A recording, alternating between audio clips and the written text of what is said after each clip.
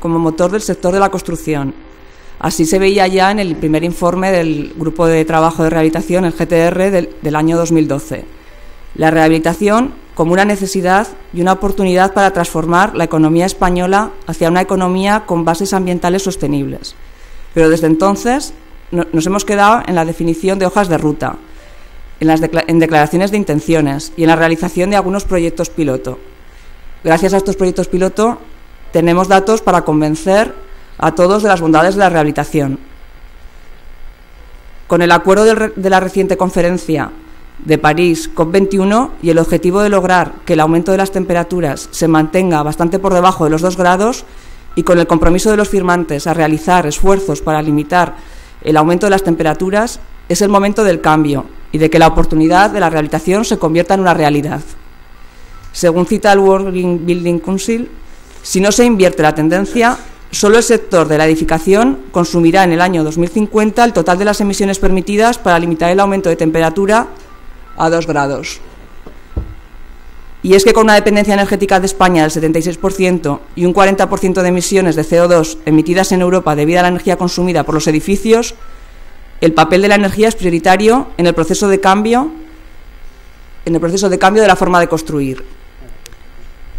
La rehabilitación es más que rehabilitación energética y sus valores son más que los puramente medioambientales. Pero es la energía la que nos interesa en esta jornada, y de ahí su título, Energía y Rehabilitación, sin más. Queremos recorrer la energía desde todos los campos, la reducción del consumo energético de los edificios, la integración de energías renovables, la energía contenida en los materiales de construcción y, por supuesto, la rehabilitación energética como motor y cambio y revitalizador del sector de la construcción. Para ello contamos en esta jornada con técnicos de diferente formación, ingenieros, arquitectos, aparejadores. La rehabilitación también es signo de intercambio de conocimientos y de formación del equipo pluridisciplinar. Pero sobre todo la rehabilitación es una poderosa herramienta para luchar contra el cambio climático, y nosotros como técnicos tenemos la responsabilidad de dar ese paso al frente.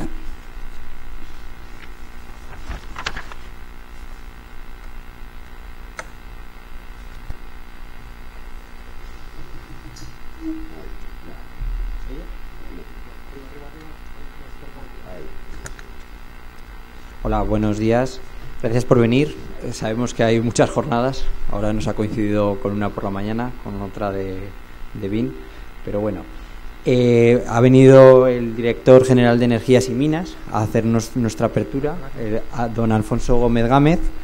Y luego tendremos una conferencia de Sergio Breto, jefe de planificación de energía de la DGA. Y espero que aguantéis todo el día. Es muy interesante la conferencia de hoy.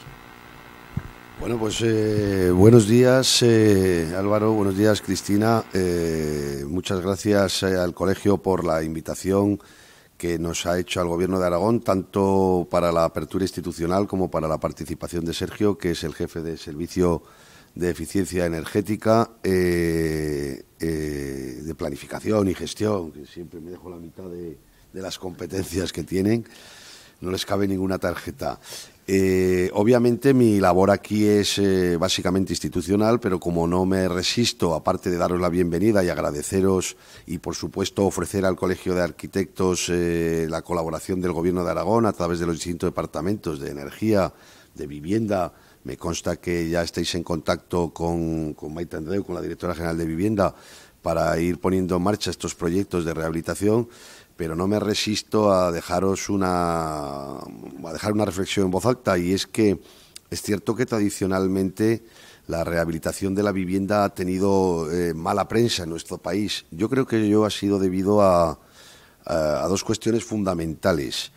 Una, al interés economicista de los promotores, que evidentemente obtenían posiblemente mejores rentabilidades con la construcción de obra nueva que con la rehabilitación de vivienda ya existente, ¿no? Es cierto, y no se nos escapa que normalmente es más complejo y a veces más costoso rehabilitar una obra ya existente que edificar una obra nueva, ¿no? Lo que pasa es que eso entra en contradicción también con otras cuestiones que creo que sería importante poner en valor.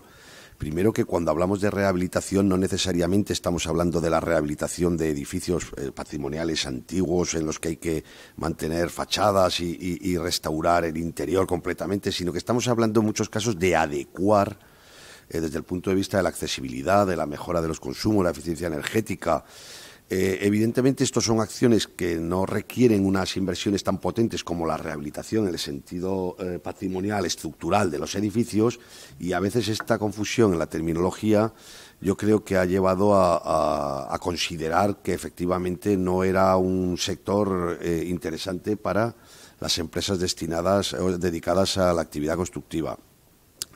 Es evidente que ahora mismo los recursos que ofrecen y las tecnologías que ofrecen los distintos proveedores, veo que aquí en la jornada están presentes pues desde suministradores de aislamientos, de vidrios, de envolventes, de ascensores, no solamente mejoran los consumos energéticos mediante el mejor aprovechamiento de las energías térmicas o el menor consumo de las mismas, sino que mejoran en mucho la calidad de vida de esos habitantes, de esas poblaciones normalmente cada vez más envejecidas, que son las que habitan el centro de esas ciudades, que necesitan una mejora en la accesibilidad, pero que al mismo tiempo sea una mejora en la accesibilidad sostenible económicamente.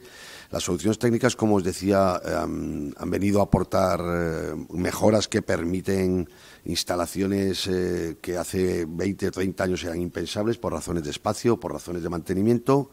Y yo creo que la cuestión de la rehabilitación hay que mirarla entonces no tanto como una cuestión meramente económica y patrimonial, aunque es cierto que todavía sigue habiendo una cierta resistencia por parte de algunas economías a considerar las inversiones en rehabilitación de vivienda por parte de los propios particulares, en tanto en cuanto quizá no se les explica muy bien la posibilidad de obtener unos retornos que a la larga posibiliten que esa inversión sea recuperada con un aumento de la calidad de vida, de la confortabilidad muy importante, ¿no?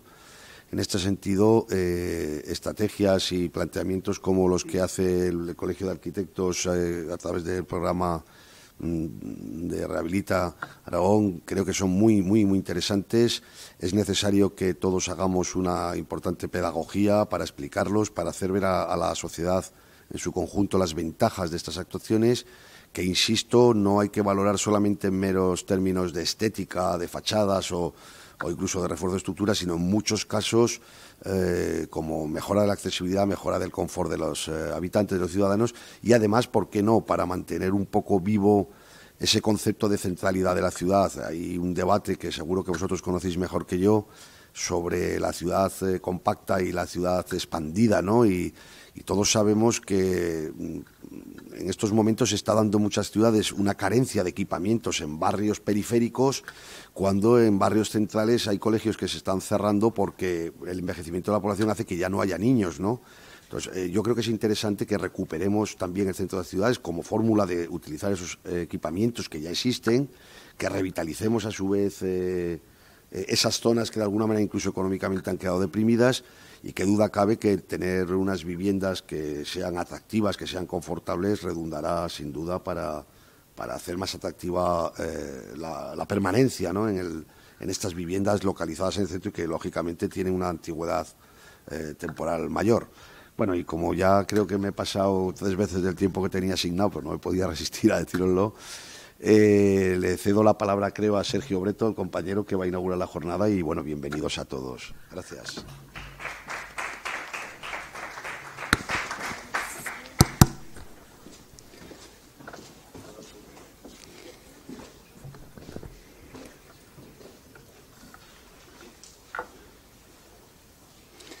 Bien, buenos días, bienvenidos. Gracias en primer lugar al colegio por la invitación para poder contar un poquitín aspectos energéticos desde lo que estamos haciendo en el Gobierno de Aragón, desde la Dirección General de Energía, y gracias a todos vosotros por asistir. Si queréis podemos convertir un poquitín, pues que estamos de momento pocos, en virtud, y yo no tengo problema que si queréis preguntar algo durante, a pesar de que a la una haya una mesa de debate, pues si queréis preguntar alguna cosilla, porque igual algunas de las cosas que cuento son un poco raras o generales.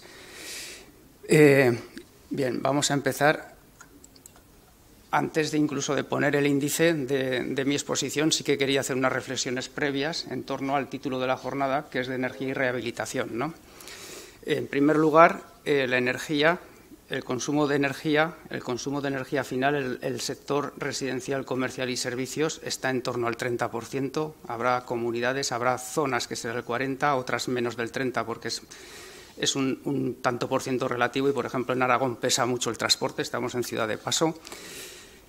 Es conocido también el potencial de ahorro que todo lo aguanta, que puede ir del 30 al 70% según las distintas fuentes a nivel Unión Europea, España, etcétera. Lo que está claro que está repartido entre las envolventes, las instalaciones térmicas y el uso y gestión de las instalaciones. Las envolventes hablan de un 50%, las instalaciones térmicas hasta un 20% y el uso-gestión entre un 10 y un 30% de este potencial ahorro, que en global sería este 30-70%. Las ventajas de la rehabilitación desde el punto de vista energético están claras: disminución de costes en economías de comercios, en economías de viviendas, en economías domésticas, en mejora del confort de la vida, en seguridad. Las sustituciones de equipo llevan parejo normalmente elementos de seguridad mucho más modernos, que no es nada desdeñable. Y luego todo inducido, que no sé si lo inducido es más o menos importante que lo que acabo de decir, como es la generación de empleo, la minimización de impactos ambientales, la contribución contra la lucha contra la pobreza energética en cuanto a la disminución de costes de los hogares, etcétera. Todo muy bien, pero pongo ahí confusión, contradicción para los que llevamos ya un tiempo en estos temas. La verdad es que hay tantos planes y programas y normas, libros blancos, libros verdes, directivas, estrategias de eficiencia energética, estrategia a largo plazo de rehabilitación, que confunden un poco, incluso son contradictorios entre sí. Tenemos directivas, las 3 directivas, la de fomento de las energías renovables, que habla de agilizar trámites, de facilitar la integración de renovables, etcétera. Tenemos la directiva de edificios, que habla de edificios casi nulos. Nombro algún aspecto de ellos. O tenemos la directiva de eficiencia, que ni siquiera está traspuesta del todo. Falta, como bien sabéis, el tema de eficiencia de auditores, de proveedores de energía y de costes de repartidores de costes de calefacción.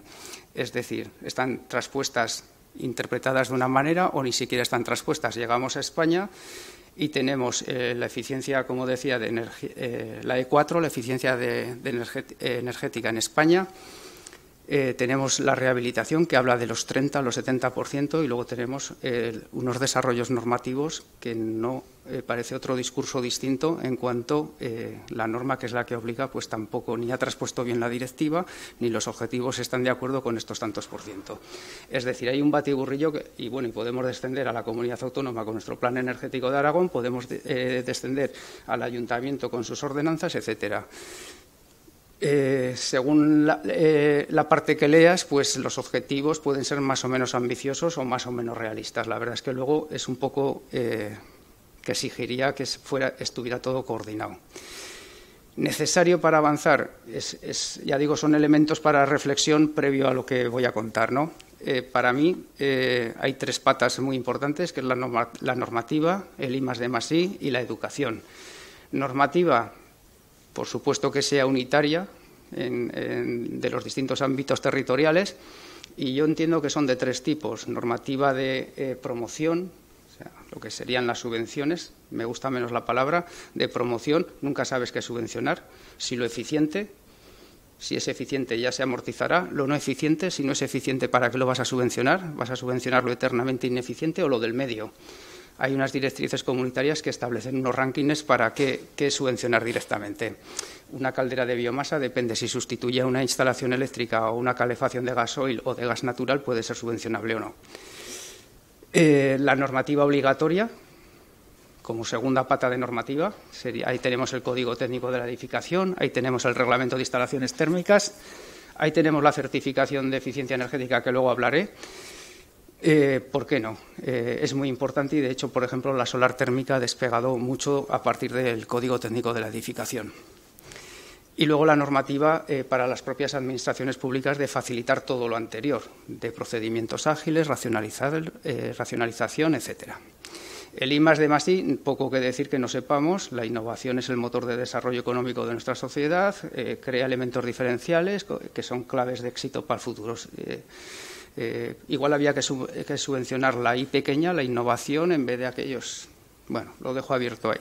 Y la educación con mayúsculas, educación de todos, de los consumidores, en cuanto a reclamar temas de eficiencia energética. Pero además, si me supone un ahorro para el bolsillo, es obvio que sí, pero incluso, aunque me dejara indiferente el precio, que no el valor de la energía, también para obligar a que la oferta energética sea pues limpia, renovable, eficiente, etcétera. Esta educación va a todos también, va a nosotros, a los técnicos, a las administraciones públicas, para que hagamos nuestro trabajo bien. Es necesario hacer un buen proyecto, hacer una buena instalación y un buen mantenimiento. Un mal proyecto, una mala instalación, como conocéis también, el boca a boca, si funciona mal, puede retrasar la implementación en tiempos pasados de la solar térmica, de la mini eólica, etcétera, puede retrasarlo años, la mala práctica o los malos diseños. Proyectos piloto. Proyectos piloto me parece fantástico el que haya proyectos que funcionen, que se hagan bien, que no tengan especiales subvenciones, o sea, que no sea el que a través de programas únicos ha logrado una financiación, sino que se haya buscado la vida bien, que funcionen, estén bien desarrollados y sirvan de ejemplo, lo contrario a los malos ejemplos que decía antes. Yo creo que es muy importante la difusión de las buenas acciones. Y uno de los problemas grandes que hay de un tiempo a esta parte es la financiación, el crear productos financieros adecuados. Ahí nosotros hemos tramitado siempre muchas subvenciones, subvenciones que pedían el propio propietario, que pedían a través de ESES, de empresas de servicios energéticos, etcétera, y al final siempre el hándicap ha sido el conseguir el dinero para conseguir ese buen proyecto, para conseguirlo ejecutarlo.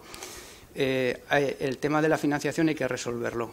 Pensando en rehabilitación otra vez, quizás habría que pensar en las medidas que se amortizan rápidamente, unirlas a medidas que no se amortizan tan rápidamente, pero ahorran más energía en el transcurso de los años y puede hacer un paquete integrado. Y como veréis luego, esto además yo lo extendería como administración pública a todo el territorio en cuanto a poblaciones, municipios grandes, actuaciones arrastren también a municipios pequeños cuyo consumo es tan bajo que por mucho tanto por ciento de energía que ahorrara no da de sí para hacer actuaciones de empresas de servicios energéticos. Empresas de servicios energéticos que las nombro bastante porque, pues como sabéis, las directivas y ha habido planes para impulsar acciones a través de estas empresas de servicios energéticos. Y al usuario, al industrial, al comercial, en nuestras casas, casi nada si me hacen una mejora que a mí no me cuesta ningún dinero. Bien.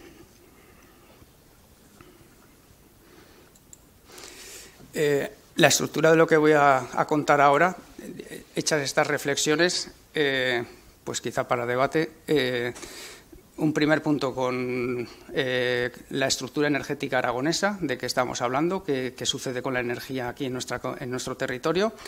El punto 2, el plan energético, brevemente un poco los objetivos que se plantearon en este plan energético que se finalizó el año pasado. En el tercero, me permitiréis que cuente algunas de las actuaciones que hemos realizado, que se están haciendo, que se han hecho, y también incluiré para tener, como esta ponencia me imagino que estará accesible, pues para tener ya una recopilación de posibles líneas de financiación o de subvención de otros departamentos del Gobierno de Aragón o de la Administración General del Estado.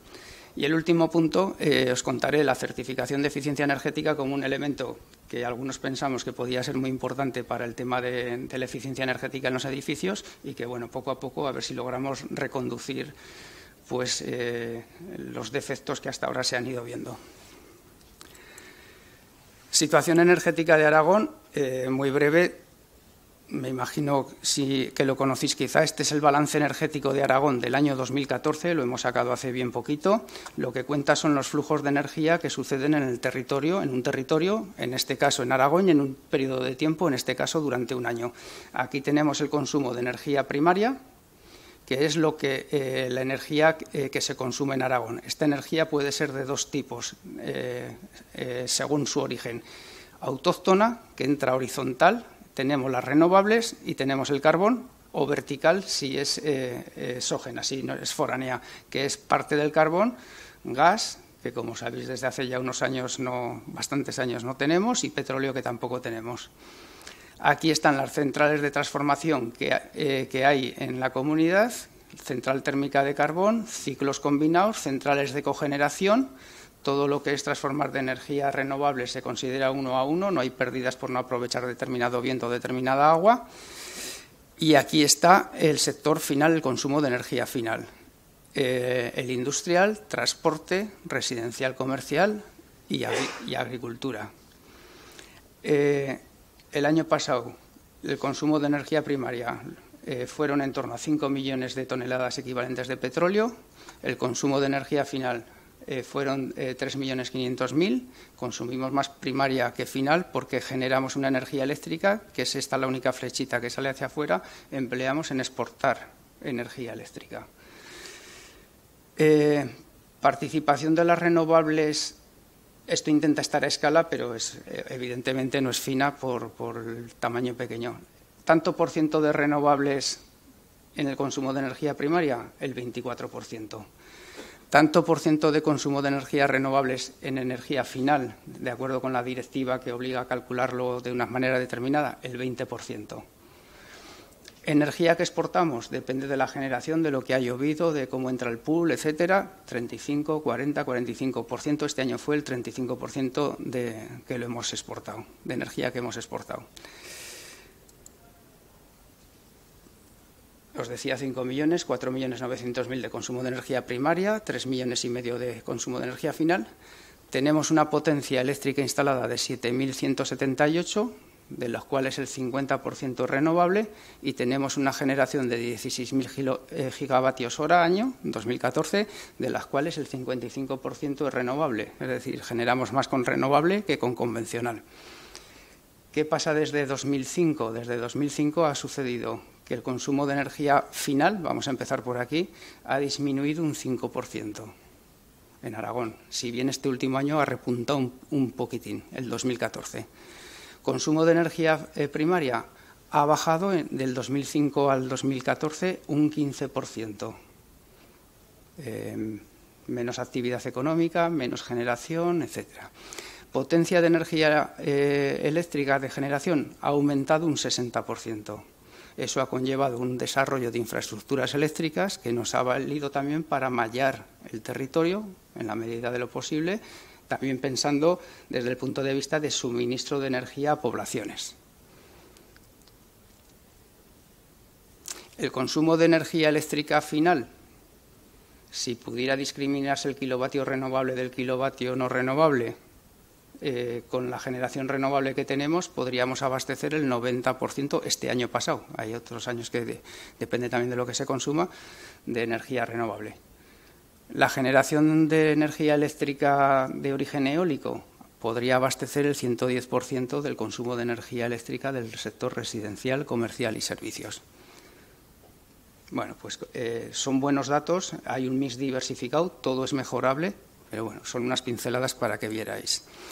Bien, esta es la energía, esto que contaba es flujo de energía. Este flujo de energía necesita un soporte físico, son las líneas eléctricas, los gasoductos, los camiones cisterna, los depósitos de almacenamiento, etcétera, y va dirigido a una población con sus actividades domésticas e industriales. Y esta población, como os decía, es Aragón. Ahí tenéis los números, e incluso se podrán actualizar, resumiendo el 3% de la población y el 10% del territorio, con 731 municipios. ¿Qué implica esto? Implica, si atendemos a la definición de zona urbana, que es aquella de más de 10.000 habitantes, tenemos 14 de esos 731 municipios que son zona urbana. O con la definición de densidad de zona rural, que es aquella que tiene menos de 150 habitantes por kilómetro cuadrado, solo tenemos 12. Es decir, 731 municipios, estoy pensando en energía, 731 municipios, baja población, baja densidad, dispersa, y encima, por todo esto del transporte de líneas y de cosas, con una orografía pues compleja. Pensando en municipios, la energía es básico el dar un suministro de calidad a todos estos municipios, y simplemente un dato de que a partir con poblaciones de menos de 5.000 habitantes, el suministro de gas, de agua, etcétera, aumenta un 5% y ya no sé si proporcionalmente, pero está claro que cuanto más pequeñito, más costoso está. Y bueno, pues eso, menos de 5.000 tenemos 707 municipios. Quiero decir que no es lo mismo llevar energía a un bloque de 200 viviendas que a 200 parcelas repartidas por ahí, como comprendéis. Luego también estoy pensando en todas las actuaciones en dependencias de administraciones públicas, corporaciones locales, etcétera y tal. Dicho hemos visto lo de las renovables y tal, tenemos oportunidades. Por un lado estaría el suministro básico como problema y por otro lado como virtud, que tenemos un potencial que si nos dejan y sabemos podemos aprovechar, contando la eficiencia como la más renovable y el resto de renovables para garantizar todo este suministro o para contribuir a este suministro y es más, para generar actividad económica.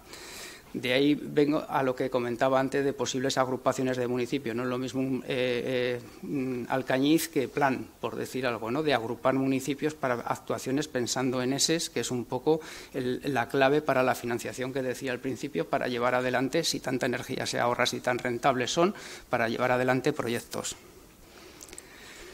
Plan energético. Muy breve también, tenemos mirando al futuro, tenemos detrás de la pantalla está el balance energético y ¿qué es lo que se quiere? Pues con esa energía lograr que la generación sea con energías renovables y tecnologías limpias, que el consumo sea eficiente y responsable. Ya sabéis, si esto es más barato, igual consumo más. No, hay que ser responsable, hay que consumir de acuerdo con lo que se necesite y no diferenciar bien valores de precio. Las infraestructuras, las adecuadas en generación, transporte, distribución, almacenamientos, hidrógenos, acumuladores, etcétera, consumo, tanto para el suministro como para la evacuación. La misma línea que evacúa de un parque eólico se puede suministrar al municipio que hay allí. Sigo hablando en clave de energía. La energía debe contribuir al crecimiento económico. El propio sector energético en Aragón es muy fuerte y al resto, porque es básico en cualquier actividad humana que haya. Generación de empleo. Está claro que se habla de la no dependencia energética, pero no debemos caer en la trampa de crear dependencia tecnológica a cambio de no dependencia energética. Tenemos que ser capaces de nuestras potencialidades, invertir en I+D+I, hacer desarrollos tecnológicos, etcétera. Enviar señales correctas a la sociedad, lo decía al principio, pues es un poco complicado con tantas divisiones administrativas, con tantos objetivos, con que hoy digo esto pero el Real Decreto dice otra cosa, etcétera, etcétera. Voy a nombrarlo ahora. Habréis leído por prensa lo del Real Decreto del autoconsumo de energía eléctrica, que se entiende que es clave el autoconsumo para conseguir los objetivos de eficiencia energética, que además dice de no discriminar a las renovables respecto a convencionales, es vital para conseguir apartados que tiene la directiva de edificios, que dice por ahí en la disposición adicional, segunda o por ahí, de que hay que conseguir los consumos de los edificios de consumo cero, administraciones para el 2018 y el resto para el 2020. Sin embargo, quitó la definición de edificio de autoconsumo, de consumo casi neto, del borrador que sacó Información Pública al Real Decreto 235 que finalmente se aprobó. Luego lo citaré un poquitín más. Es decir, bueno, pues intentar remar todos hacia el mismo lado. Y al final lo que pongo aquí simplemente es que la energía, para una comunidad como un poco las pinceladas que hemos dado, que tiene energía, que tiene territorio, que sabe, que tiene experiencia y que tiene una población muy dispersa y tal, puede ser un factor, un vector de desarrollo económico y social y tecnológico vamos, puede ser y lo está siendo de nuestra comunidad autónoma. Los objetivos, ahí están, no los voy a repetir. Ambiciosos, tan ambiciosos como realistas y tan realistas como si no pueden ser reivindicativos, porque evidentemente todo lo que tenga que competir con energía térmica, con el petróleo, parece que tiene una senda con vaivenes, pero tiene una senda más clara. Todo lo que tiene que ver con generación eléctrica, recordemos que el gran desarrollo de las renovables ha sido por la generación eléctrica. Si la generación eléctrica la normativa no ayuda mucho, los objetivos pueden cambiar. Yo pienso también, hay un problema clave, que hay 100.000 megavatios instalados en España y estamos demandando 50.000. Parece que el parque de generación pues es el que es bastante grande. Cierto es que se puede ir incorporando renovables en sustitución de convencionales. Recuerdo a comienzos de la década de los 2000, cuando los estudios del operador del sistema de red eléctrica decía que en España solo cabían 10.000 megavatios eólicos, ahora hay 25.000 o 23.000, porque ha habido desarrollo tecnológico para los huecos de tensión, etcétera, etcétera. Es decir, que se puede ir sustituyendo a energía renovable, pero además una generación... pues generar un megavatio es bien distinto a si lo genera una central o a si lo generan 100 centros de generación distribuida, sean en hogares o sean en pequeñas empresas, etcétera. Bien, esta es una de las estimaciones de la contribución de las energías renovables térmicas en el consumo de energía final. Ahí la tenéis. Está calculado realista, daros cuenta, un 2,6% anual. Pero más vale asegurar que lanzar señales erróneas. La experiencia también es que el ahorro y la eficiencia lo aguanta todo.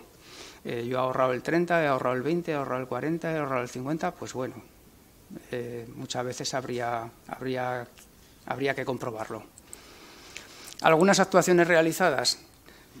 Fomento de inversiones, Plan 2000S, igual os suena, es un plan para impulsar los servicios energéticos en las administraciones públicas. Lo sacó la Administración General del Estado para 1.000 instalaciones, 1.000 edificios de la Administración General del Estado y 1.000 edificios de las administraciones autonómicas.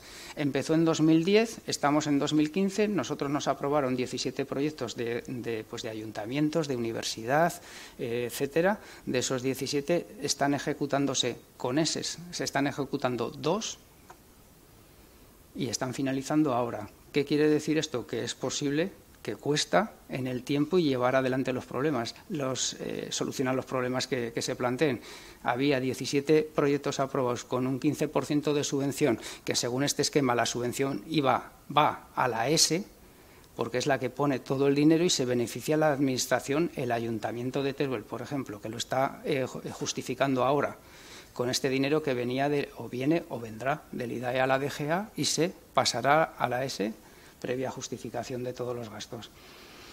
Es indicativo de lo que cuesta. Las auditorías energéticas son fundamentales, hay que hacerlas bien hechas, tanto como para que después alguien que quiere invertir con esa auditoría le valga, porque antes, hace tiempos, las auditorías tenían muchos nombres: prediagnóstico, diagnóstico, auditoría, toma de contacto. Es bien distinto. Una auditoría que sirva ya para invertir.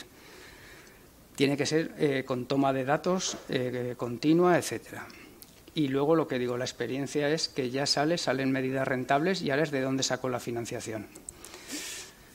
Bien, nosotros hicimos un plan de medidas de ahorro para los edificios del Gobierno de Aragón, con departamentos, con gestores energéticos, etcétera. Fomento de las subvenciones. Estas son nuestras subvenciones de la Dirección General de Energía. Aquí viene un poquito la historia del 13 y 14. Pues, por ejemplo, con estas dos convocatorias se subvencionaron, entre otras cosas, más de 1.000 calderas de biomasa instaladas. Multiplicando por 14 el consumo en el sector doméstico. En este año se han puesto en funcionamiento, se han subvencionado un centenar de calderas de biomasa, una decena de instalaciones de geotermia y unas 40 instalaciones de instalaciones aisladas de solar fotovoltaica y mini eólica.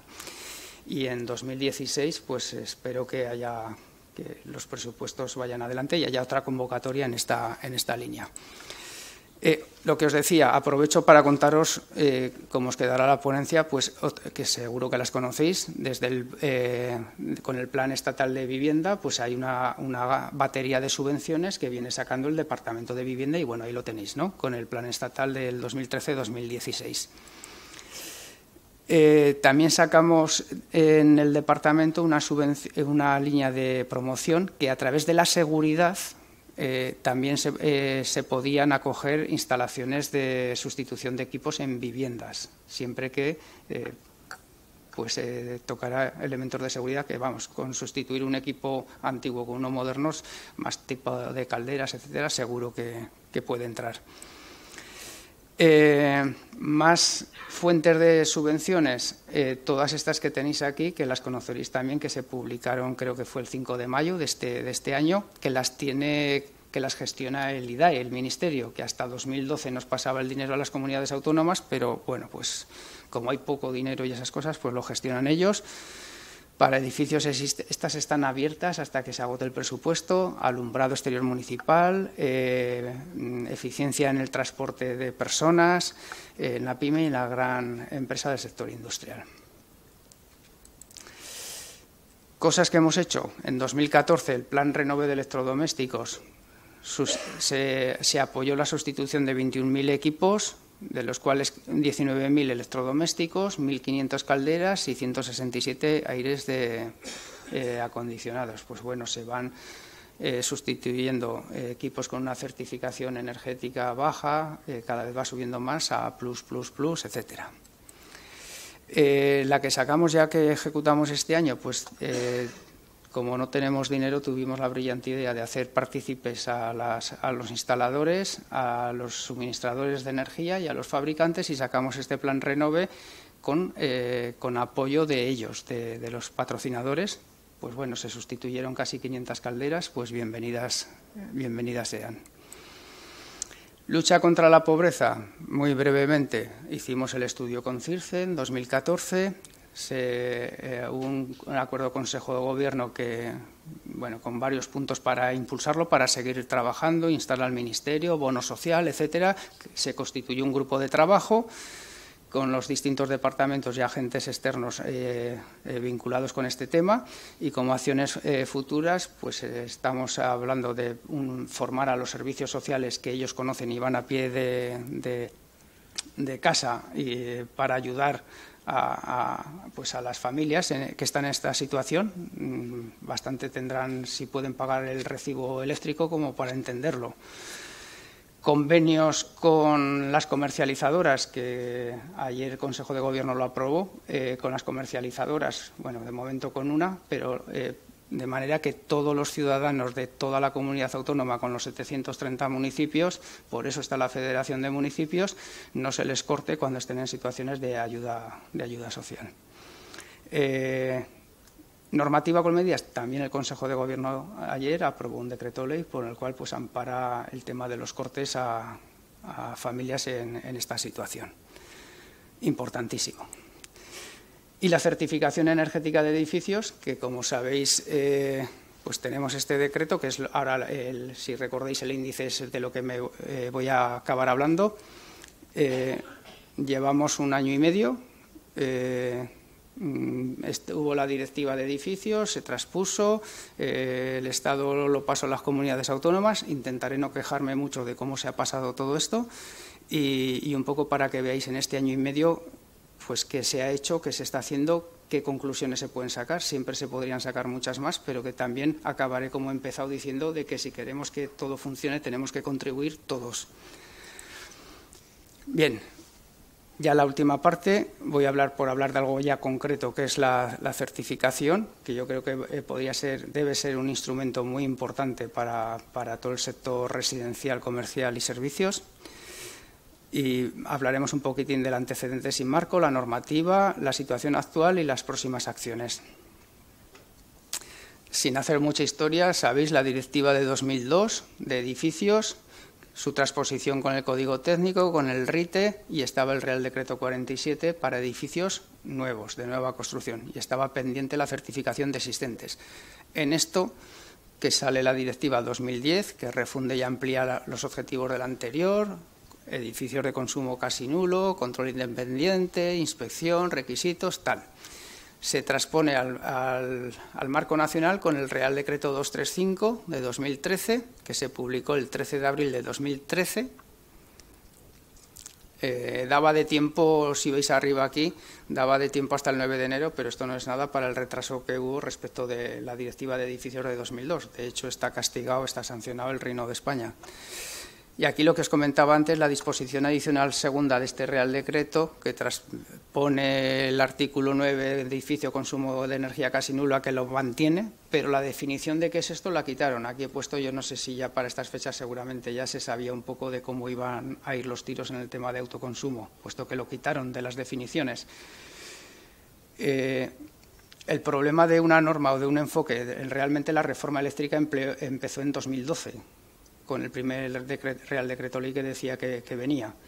El problema de una norma no es cuando sale publicada, vamos a suponer que no sea muy buena, sino el problema de esa norma es cuando dicen que viene el lobo, que va a salir publicada. Ya provoca parálisis en las actuaciones porque la incertidumbre hace que, evidentemente, mires muy mucho dónde gastas tu dinero. Intentaré no dar, queda esa transparencia un poco de hacer un poco cuentas así de lo mal que se hacen las cosas y ya pasará. En estas que salen la Directiva de Eficiencia Energética, se da un trámite de audiencia a la comunidad autónoma en enero del año pasado. O sea, como sabréis, pues lleva que no ha salido. Queda por transponer la parte de auditorías, la acreditación de proveedores de servicios y auditores, la promoción de eficiencia y la contabilización de consumos energéticos. Mientras tanto, en estas fechas, esto es un poco cronológico, así que voy dando saltos. En enero de 2014 sale la sanción al Reino de España por la directiva vieja del 2002.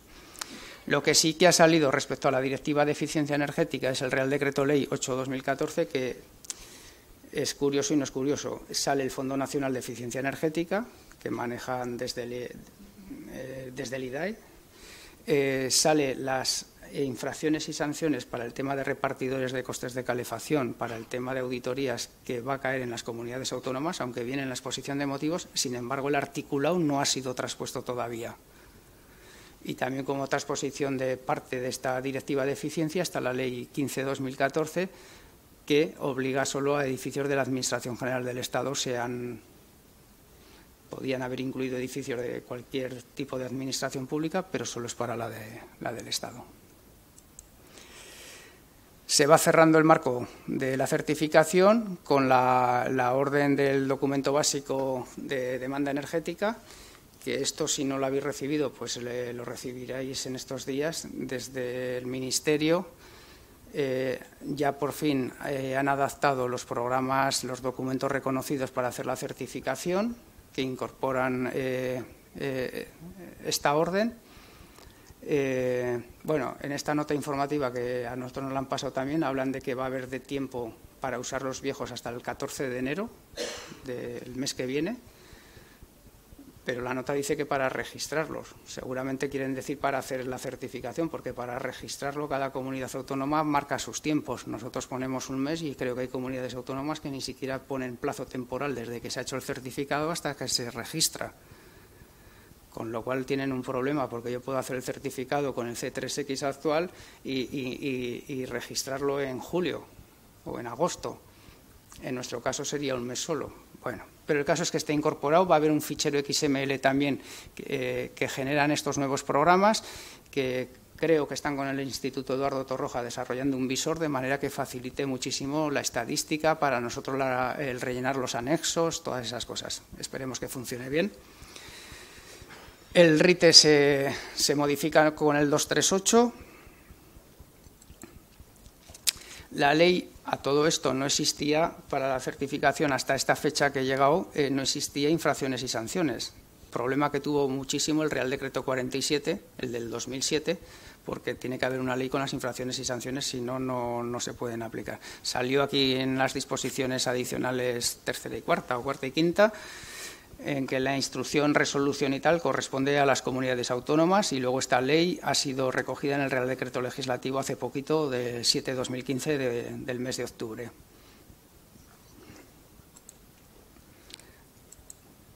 Bien, esto es un poco abundar en lo que he dicho. El Real Decreto 47, ahora me centro en la comunidad, el Real Decreto 47 no obligaba a hacer registro a la comunidad autónoma, no lo hicimos, sacamos información pública y no era el momento. O sea, era poner un papel más, etcétera, etcétera, no se hizo.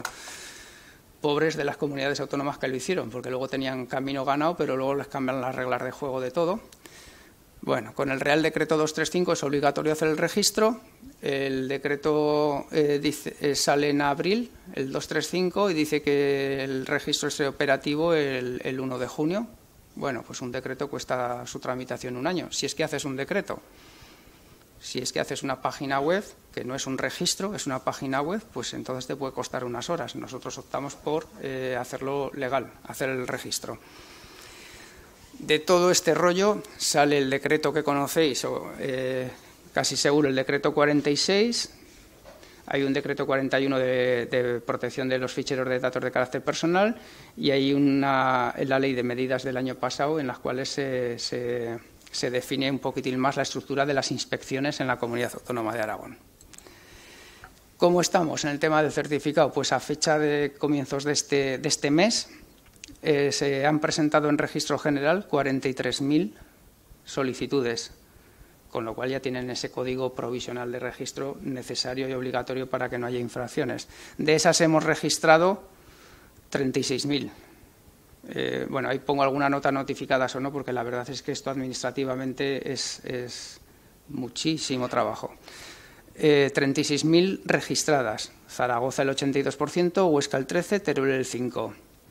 Denegadas, 2.300, el 6%, porque no cumple requisitos temporales, porque no era ámbito de aplicación, porque el técnico no era competente, porque no se ha usado el programa adecuado, etcétera.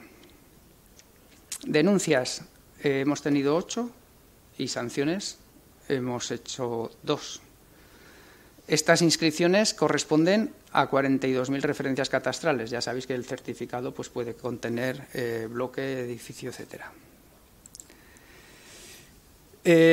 La parte del León, 99,35%, se lo llevan los edificios existentes de estas certificaciones. Hay poca obra nueva, pero yo creo que también las obras nuevas no sé si son las que menos certifican. Usos y tipos del edificio, el 91% es para vivienda y se lleva a la parte del León los pisos, es decir, los certificados que corresponden a pisos que están en bloques de vivienda, unifamiliares y bloques completos.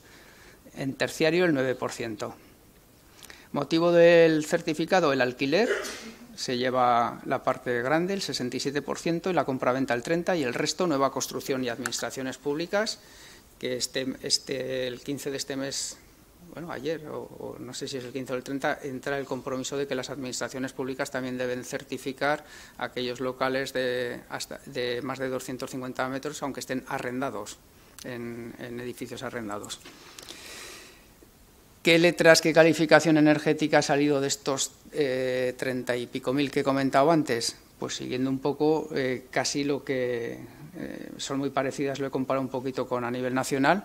La parte del León se la lleva la E, el 53% en consumo de energía primaria y el 51% en emisiones. Ya sabéis que son dos letras, la A hasta la F, hasta la G. Si esto lo desagrego por la edad de construcción del edificio, quizá ratifica lo obvio, pero hablando de explotar la información de los certificados. La primera gráfica sería con edificios construidos antes del 80, es decir, antes de que hubiera ninguna norma, es decir, antes de la norma básica NB 79. La segunda correspondería de 1980 a 2009.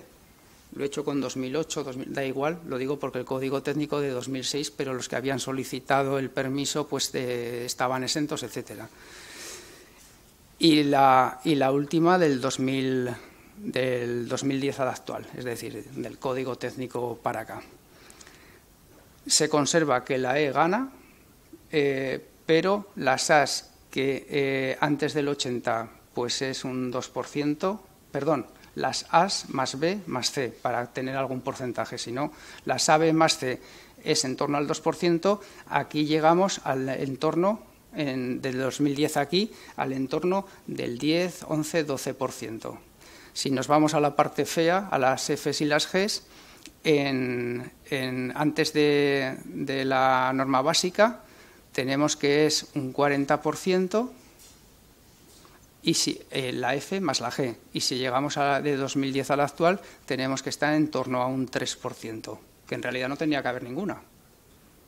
Pero bueno. Es decir, se ve cómo esta curva se va levantando por aquí y va cayendo por detrás. Y la media se mantiene, que el E, de acuerdo con el código técnico, pues sería la prensa y tal, dice suspensos y tal, pero el E sería el aprobado. Depende luego de lo exigente que sea cada uno. Programa usado, el 91%, el C3X. Técnicos, pues el arquitecto técnico ha hecho el 34% de los certificados, el ingeniero técnico el 26%, el arquitecto el 23% y el ingeniero industrial el 15%. El resto está repartido minoritariamente, ocupando 19 de las 21 titulaciones que se supone que ha habilitado el Ministerio, que luego hablaré un poquitín de eso. ¿Vale? Próximas acciones. Nosotros lo que tenemos pendiente es sacar la orden para el procedimiento de inscripción telemático, para aquellos que deban hacerlo telemático, y el procedimiento para inscribir a los técnicos, que es un procedimiento voluntario de acuerdo con la norma básica estatal. Me voy a quejar otra vez. Es legislación básica estatal. Para mí, o para cualquiera, vamos, creo yo, sería importantísimo el documento de mejoras, si no el certificado, pues es una nota que ni mejoras ni empeoras, es una nota y ya está, y la sacas, se saca una F y ¿qué? ¿No?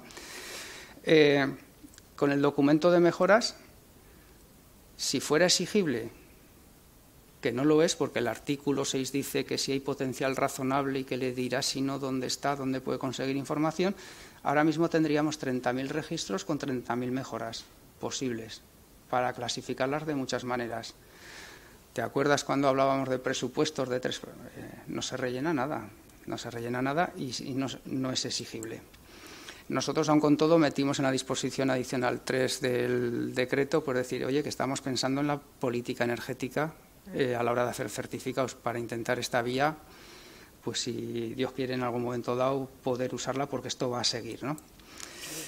Llegamos, próximas acciones, que todo esto ¿sobre qué es? Pues tenemos 761.000 viviendas, que antes me he olvidado, en la gráfica está que estaban las 3 por año de construcción, las que son antes del 80, casualmente el tanto por ciento es el 56%, o sea que corresponde un poco con este dato general de que se han certificado el 60% de viviendas construidas en el año anterior, años anteriores a 1980, mientras que de 2010 para acá solo es un 4%. Bueno, pues el parque total es ese que viene ahí según el censo de viviendas de 2011. Cuidado que además de las viviendas, que siempre hablamos de viviendas, está todo el sector terciario. Ya sabéis que hay un ámbito de aplicación exento, que son actividades industriales, pero oficinas, hospitales, etcétera, todo esto está incluido. Y en Aragón, de acuerdo con el balance aquel que hemos visto en 2014, estamos hablando de que es un 20,6% lo que se consume en Aragón. Ya os decía antes que de ese 30 o 40, en nuestro caso baja al 20%, porque hay más carreteras y coches y más consumo en transporte porcentualmente que en consumo final. No dejan de ser 700.000 toneladas equivalentes del petróleo y repartidos por esos combustibles, energía eléctrica, gas natural, biomasa, etcétera. ¿Qué hacer? Registro de certificados ya está, las obligaciones las estamos haciendo, el futuro seguimos imaginándonos un mapa de Aragón con 30.000 registros, con 60.000 registros, donde daros cuenta con los documentos de mejora se pudiera clasificar, dame aquellas viviendas en las cuales la sustitución de calderas se amortice en menos de 3 años. ¡Pum! Tantas. Y en municipios de más de 1.000 habitantes, tantas. Mirad, aquí tenéis para sustituir estas calderas. Ciudadano, no te ves en nada o en casi nada. Pues es el ideal. Además, esto de la certificación, que para desgracia del procedimiento administrativo, pero para bien, si acaso puede ir a más, aparte de que haya habido un boom al principio de inscribir, de hacer certificados, pensar de que pues eso, los arrendamientos se van cambiando cada año, Pensar que la Ley 8/2014 en el informe de inspección de edificios debe llevar el certificado, que el RITE dice que las mejoras del informe se pueden meter en el certificado, que no sé si finalmente el PP en el Gobierno de España habrá metido o meterá en la Ley de Presupuestos la modificación para habilitar a los ayuntamientos para que hagan una desgravación del IBI en función de la calificación energética, que habla desde la A hasta la E, no me acuerdo, el 40, el 20, el 10 y el 5%. O sea que va a haber certificados para rato. Esto que nos lleva, y acabo como he empezado, esto nos lleva a que todos debemos sumar. Primero, las administraciones públicas, en este caso a mí y a más gente, me encantaría que el Real Decreto se modificara, que aclarara lo de los técnicos competentes, que hiciera obligatoria la visita para hacer el certificado, que hiciera obligatorio la mejora de recomendaciones para poder hacer esa base de datos y que esto valga para algo en términos de política energética y vivienda. Encantado de que los técnicos hagamos las cosas lo mejor que sabemos y encantado que el ciudadano esté formado para que realmente la eficiencia energética, la calificación sea algo a la hora que me permita decidirme sobre qué vivienda quiero alquilar o comprar y no usarlo como elemento para denunciar, que es un poco también lo que se está viendo, denunciar por el tema del certificado, pero que subyace en otros motivos, no el energético, al menos en lo poco que llevamos ahora. Esto, además, las subvenciones que he contado antes del IDAE, también hay que mejorar la calificación y además obliga a inscribirlas, que no es para alquilar o vender, que es para subvencionar. Digamos que estaría fuera del ámbito, pero siempre puedes decir que alquilas o que vendes. Es decir, que va a haber cada vez más certificados, aparte como nicho de actividad. Si todos nos pusiéramos las pilas cambiando, haciendo una buena normativa, modificándola, yo creía que la iban a modificar ya, pero bueno, puede ser un instrumento muy importante para poder ejecutar todas las tareas de política energética y política de vivienda en la comunidad autónoma y en España. Bien, pues esto es lo que os quería contar. Gracias.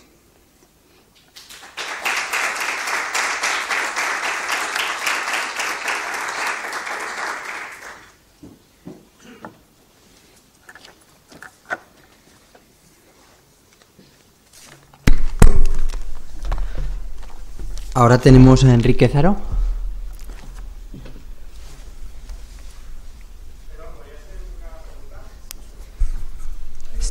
Sí, no creo que haya. Aunque luego tenemos una mesa redonda, pero bueno, si es corta, sí.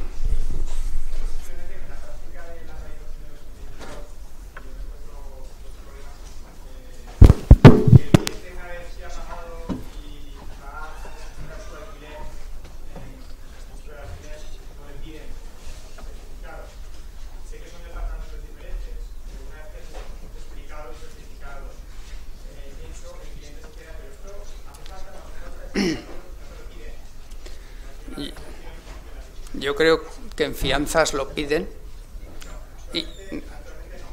y lo que es importante, que los notarios lo piden.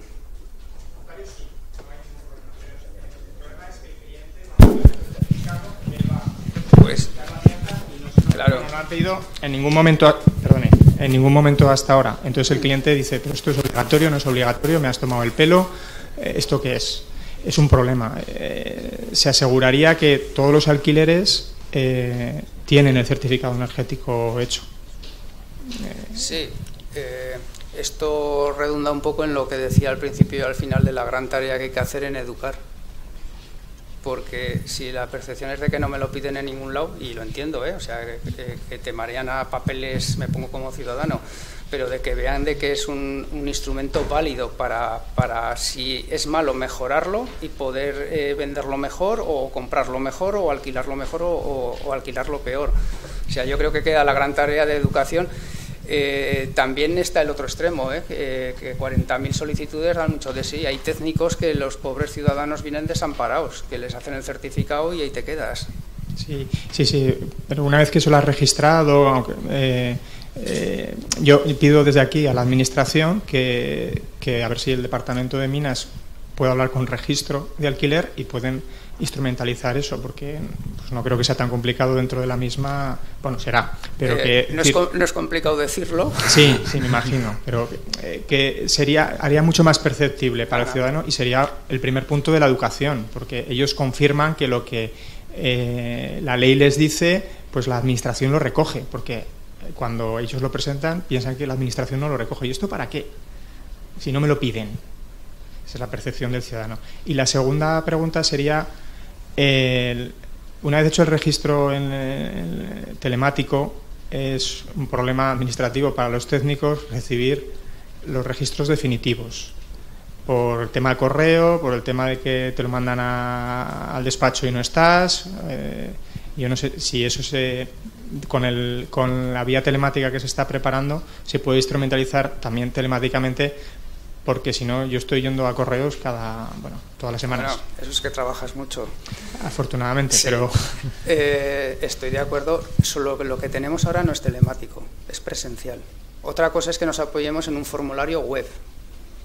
Y el procedimiento es Ley 3092, notificación y plazo. O sea, es que es así. Con el telemático, obviamente, será telemático. No habrá que ir a ningún lado.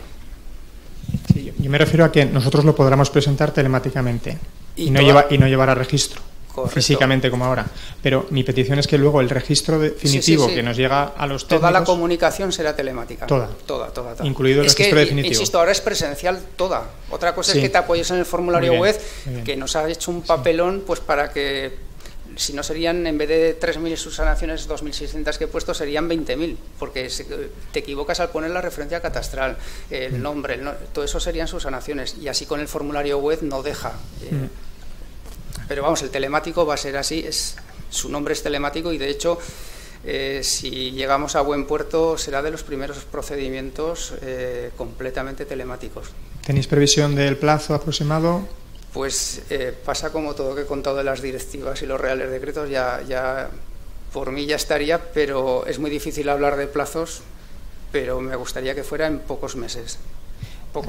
Bien. Y por último, la inspección por parte de técnicos, ¿cómo se piensa instrumentalizar? ¿Se piensa abrir con el registro a técnicos exteriores, solo técnicos de administración? Sí, no, la inspección debe ser interna, debe ser con funcionarios. Otra cosa es el control, que el control... es imposible que los poquitos que estamos encima nos pongamos a calcular, recalcular, comparar y visitar. Que en eso el Real Decreto sí que es claro, que en el control se debe visitar la vivienda, no para hacer, y el control pues pasaría, esto estoy hablando de mi cosecha, de mi experiencia, pasaría a lo mejor por convenios con colegios profesionales, pues para que siempre que no haya intereses cruzados, pues se puede ejecutar aleatoriamente, que es como dice la legislación básica estatal, y visitar la vivienda. El problema que tiene es presupuestario, esta vía. Gracias.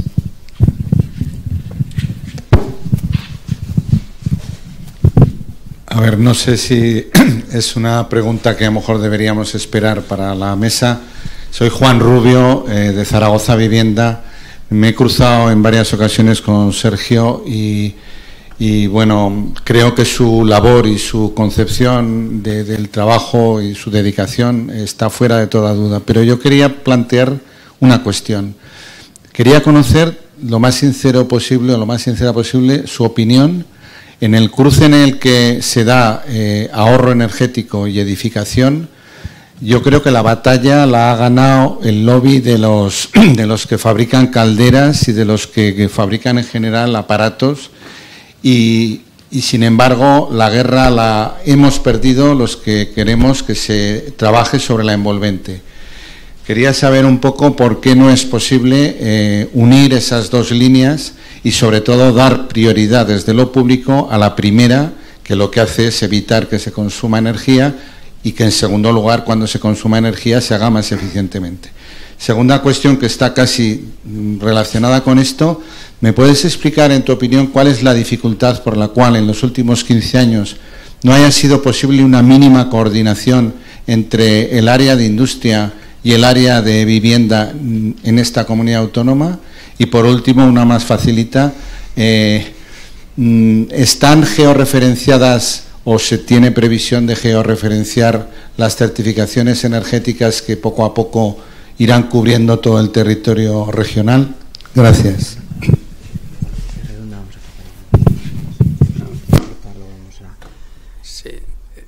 Juan Rubio, por favor, si no te importa, son varios temas que teníamos en la mesa redonda. Si te parece bien, lo retomaremos a última hora de la mañana. ¿Vas a